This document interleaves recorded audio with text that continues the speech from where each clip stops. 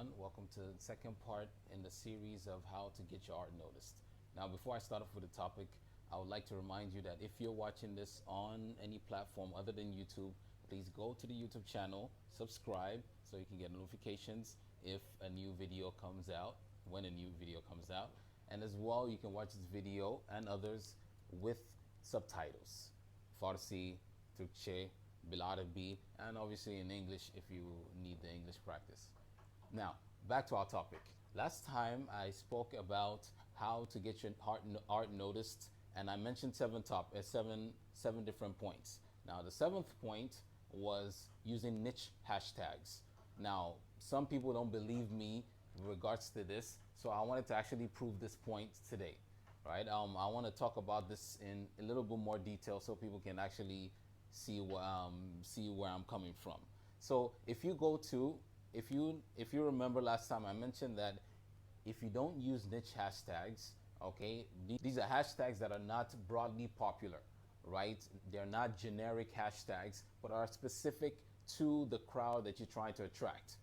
Okay, these are the hashtags that I think are more useful to use, though sometimes we can use the generic ones. Now, if you open up your Instagram or if you open up any Instagram account and you look here, open it up and you look here and you type in the hashtag art. If you type in the hashtag art, you're going to see that there are more than 676 million posts. Now, what are the odds that your post is going to be seen out of these 676 million posts at the time that I'm shooting this video? Right, obviously with time, these posts are going to increase, right? So the odds of you getting your post seen on this hashtag is very little, right? Because you're talking about 676 million, right? Half of a billion, right? Now, let me take this even further. Now, there are two categories of posts here. You have the top and you have the recent. If you look at the top, these top posts, all right, they're the ones that got the most likes. They're the ones that have the most attention drawn to them, right? So if I pressed one of them, all right, the first one that comes up, and I look at the person that posts it, right, this person has more than 95,000 followers, right? If you're watching my video, you're not there yet, right? So you're not likely to show up on the top part. Let's pick up another one as well. The second one below it, and this guy here has 119,000 followers, right? Again, you're not there yet. That's why you're watching my video, to help you get some hints to be able to get to that point, right? So if you're not in the hundreds of thousands or even the tens of thousands of videos, then you're not likely to show up on the top. Now, the other category is recent. Now, if you go to recent, obviously recent means the posts that are newly added onto Instagram. Now you might say, well, if I post in recent, my post is going to be seen pretty quickly, right? People are going to have some chance to see it. But the truth of the matter is, if you refresh the page, all the recent posts have changed. If you refresh it again, all the recent posts have changed. You're not likely to see those posts again. Why? Because every second you have thousands, maybe even millions of videos and different types of posts, pictures being posted on Instagram. So the likelihood of your post being seen on recent is very slim, even though this is the more likely part of this hashtag that you're more likely to be seen in. But the chances are very slim because it doesn't last on the recent list very long. So that's why I said use niche hashtags. Now, if you use a niche hashtag, for example, Arabic calligraphy, one word, no space. Arabic calligraphy, you find out here, we have just about 42,000 posts. Arabic calligraphy art, 46,000 posts. Now, that is significantly less than hashtag art, significantly less. Right? We're talking about in the decimals, right? So this hashtag is more likely to help you out getting discovered. Now, if I look at the top and the recent, right? Let's start with the top, and I press the first one that's up top.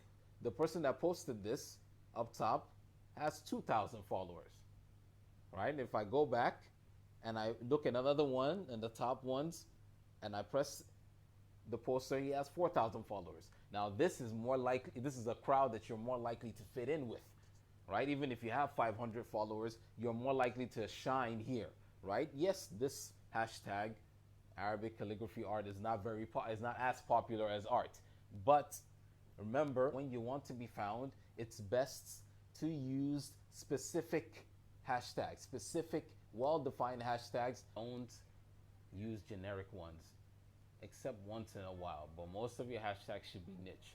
That way, you're more likely to be found.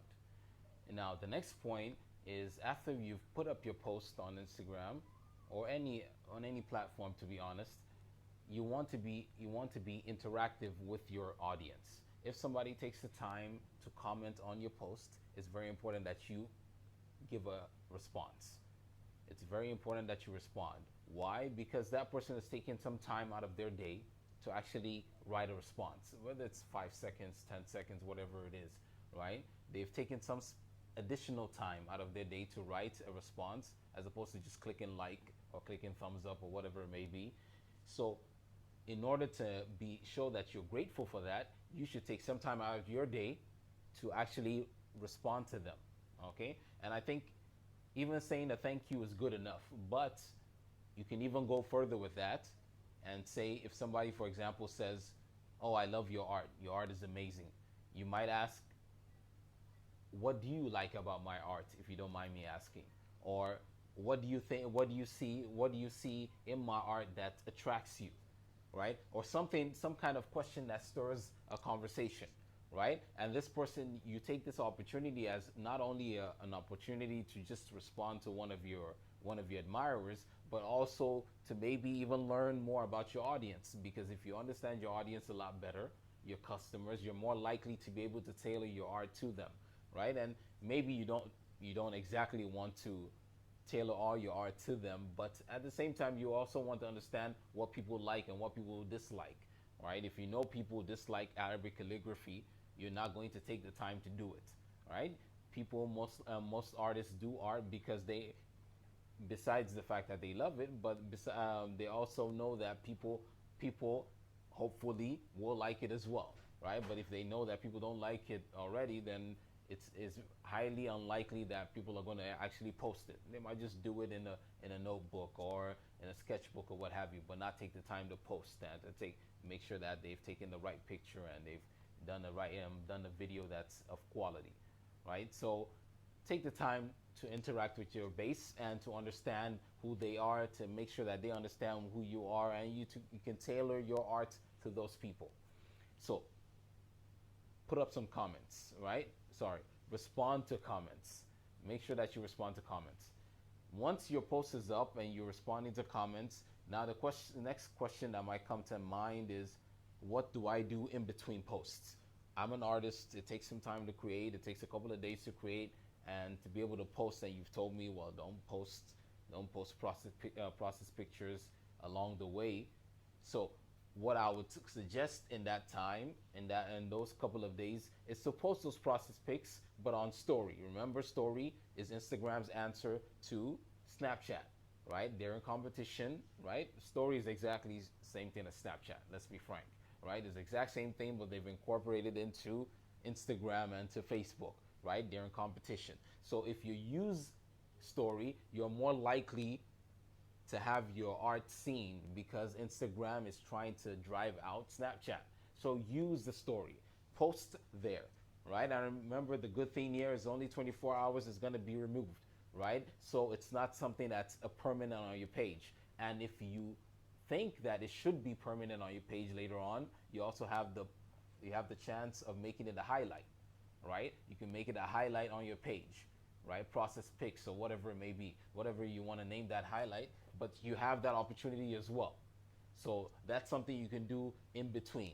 Another great thing you can do in between posts is to do process work for people. What do I mean by that? That means take the time to show people how to do certain things, like getting a canvas ready for painting, right? How do you how to prep your canvas for painting?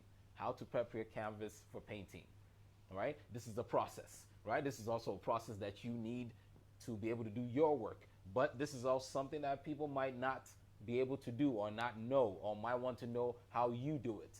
So this is a full process, right? That you can upload in that time, right? And then you can upload how to prepare your colors, for example, or how do I keep my colors from getting dry, right? Just like a recent post that I posted there, right? How to keep your colors wet for 3 days, right? By the lovely artist Carol Garcia Gracie. I can't remember her name, right? But it's on it's on the page, right? But the idea is to use that opportunity to also show people, right, things that they might want to know, right? Or little tricks that they might not know, and at the same time to show that you are a real person, and at the same time to make sure that you're keeping your fan base busy and they don't forget you, right? People are very quick to forget with all the images and all the videos they're being bombarded with. So you want to make sure that you keep them engaged, right? So those are two things you can do: post in story and post videos as well in the story, or if you think it's worthy, you can put them on IGTV, right? It's going to be a permanent post though, so you have to, plan it. You can plan it, and you can plan it such that you have them in the middle, right? In the middle 3 columns of all the columns that you have, or what have you, right? Or every other, plan it according to what you see fit. Another way to keep your fans engaged while you're in between posts is to use IG Live, Instagram Live, and also Facebook as a live function as well. You can use this in order to engage with your fan base, right? You can use this as a way to answer questions. Have a live Q&A maybe once a week. People can see that you're a real person, right? They can engage with you, and they're sure that this is not just an account set up by someone to replicate other accounts in order to gain followers for whatever sinister purpose that they have, right? So Instagram Live is a good thing to use there, right? People can interact with you and know that you're a real person, not a robot. Now, with all of this said, I think it's very important to remember that we live in the real world. Despite the fact that we have all these digital resources, it's very important to make sure that you don't forget the real world. Make sure you don't forget the real world. What do I mean by that? Make sure that you take the chance, if you have them within your city, within whatever area that you might live in, to actually promote your art. For example, in Dubai, there's an area called Box Park. And in Box Park, there's a huge chalk wall that people can draw whatever they want on. It's probably a good quarter of a kilometer long, right? So people can draw whatever they want there. I would suggest, if you had something like that, for example, to go there once a week. If you go there once a week and you draw, and then you have maybe one of your buddies, a couple of your buddies act as a crowd, right? You might actually be able to attract a bigger crowd, right? Because people are very curious what's going on there, what are they looking at, right? And then take that opportunity to then promote yourself. So this is a good way to actually show people your range of skills, right? Impromptu drawings or what have you, right? Use that as an opportunity to hand out stickers, hand out flyers, right? Also, another way you can engage with people on a real level is to talk to a local mom and pop coffee shop or diner or what have you, and have them put up your art, right? Have them put up your art with your name plastered on it, right underneath it, and also your contact, right? That way, people that might see it and that might love it might be able to contact you. You might also want to go there once a week or once in a while and have a busy night maybe, and have yourself sit right underneath your piece, one of your art pieces, and have a little post that says, "I'm the artist. Ask me a question," right? If you're brave enough, right? So things like that you might use, right? Don't forget the real world, right? There are many opportunities within everybody's little local area that one can take advantage of, right? So I would suggest you do that as well. Thanks for watching part 2 of this series. Make sure that you are watching on YouTube. If you're not, then you go there, please subscribe. And if you like the video, give it a like as well. Turn on the notification so that you can get notified when I put up part 3 of the series. Adios.